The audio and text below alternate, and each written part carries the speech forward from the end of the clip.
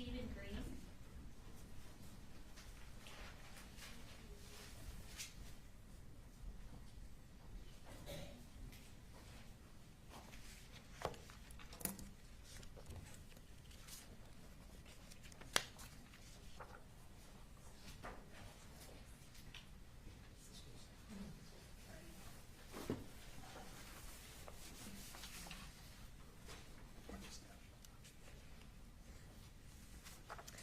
All right, good morning. I'm going to go ahead and have you raise your right hand.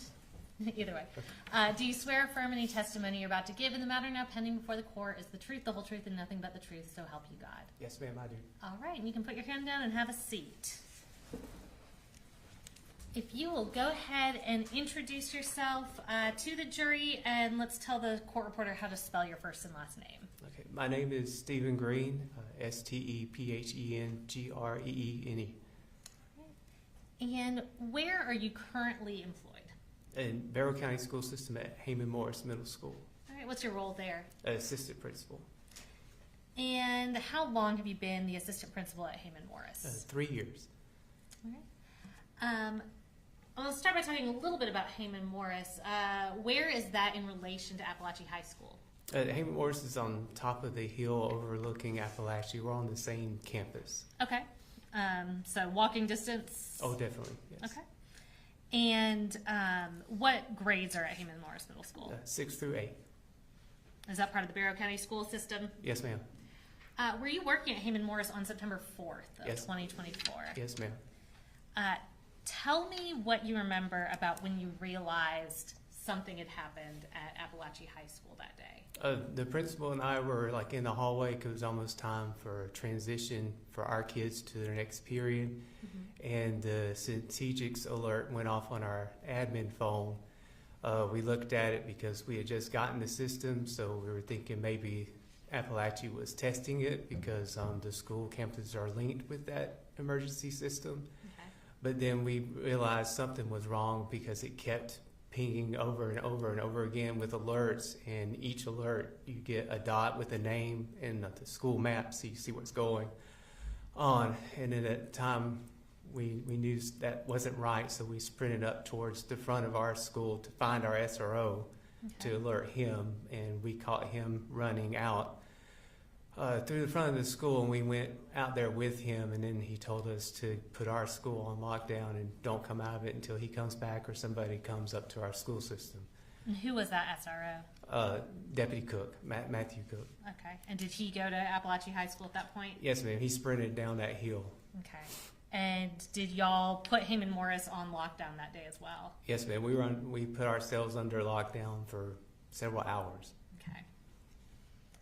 And I'm going to shift your focus a little bit going back in time. Where did you work before you were with the Barrow County school system? In Jackson County School System at West Jackson Middle School. And what was your role there? Assistant principal. Okay. And similarly, what grades are at Jackson County Middle School? 6 through 8 grade. West Jackson. Yeah, 6 through 8 grade. So during the during the year of 2022, was Colt Gray enrolled at West Jackson Middle School? Yes. Okay. And I'm going to give you, for your reference, some relevant experts of what's been tendered as State's Exhibit 130, which are Colt Gray's West Jackson Middle School records. I'm just going to go through a few things from there. So, looking at the first page of those records, can you tell us about what the submission date of Colt Gray's registration was for West Jackson Middle School? Yes, ma'am. February 1st, 2022. Okay. And who was listed at the time as the parents or guardians of Colt Gray that were in the home? Marcy Gray and Colin Gray. All right. Going over to the second page of what you have in front of you, can you tell us what school Colt transferred from? Yes, ma'am. Ben Hill Middle School. That's in Fitzgerald. Okay. And you said this was submitted, I think, February 1st of 22. What grade was Colt enrolled into? 6th grade. Shortly after Colt enrolls in Jackson County, did a Ben Hill social worker contact Jackson County? Yes, ma'am. Okay. And who documented that? Teresa Dearman. And can you tell us what Teresa Dearman's job was? Yes, Teresa Dearman works like in the central office area for a student information system. So they like help us get kids enrolled or find information for us, capture the GTIC numbers if they're coming from another school out of Georgia. Okay. And referring to that third page you have, which should be a contact narrative, can you tell us, and we'll just do the first part, those first couple sentences, what was documented by Teresa Dearman on February 9th of 2022? Yes, she documented, yes, we have a new student at WJMS that just enrolled, and the prior school called to confirm he was in school and said they have concerns for the child. Now the social worker from that county has called and left me a message and would like to speak to you. Okay. Now I'm going to go over to the next page and reference Rachel Duke. Can you tell us what Rachel Duke's job was at the time? Yes, but Rachel Duke is one of the Jackson County social workers, Okay. school social worker. So did she create a swarm referral for Colin Gray, or I'm sorry, for Colt Gray? Yes, And what date did she do that on? February 9th, 2022. Okay. And just so we don't get too bogged down in the school system jargon, does SWARM stand for Social Worker Activity and Referral Module Yes, ma'am. in this context? And tell me about what kinds of situations lead to a SWARM referral being created. A swarm will be created like if there's a concern. It could be like housing insecurity, attendance, behavior, trauma, Okay, things of that nature. gotcha. And I do want to talk a little bit about a couple documented incidents involving Colt Gray during the spring semester of 2022.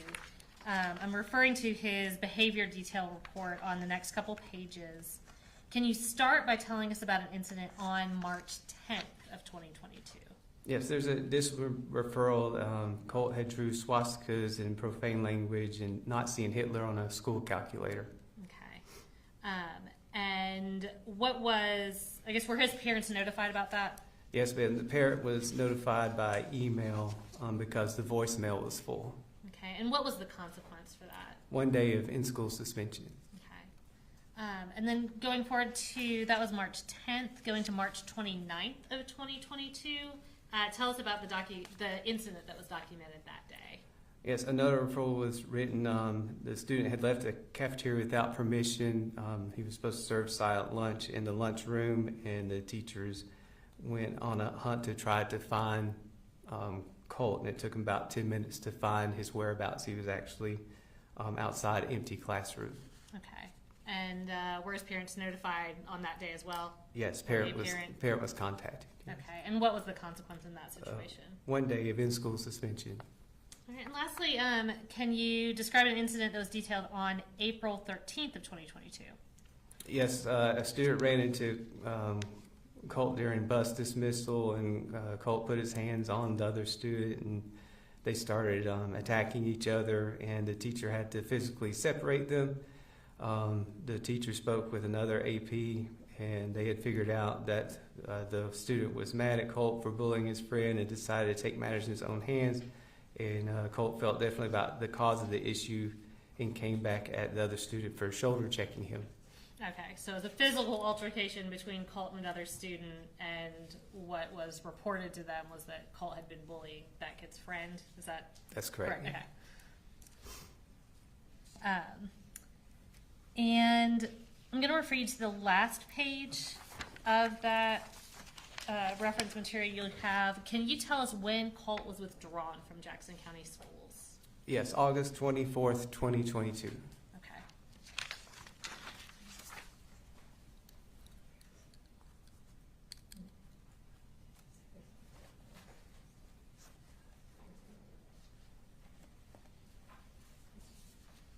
I don't have any further questions for you, but Mr. Barry may have a few for you. Thank you.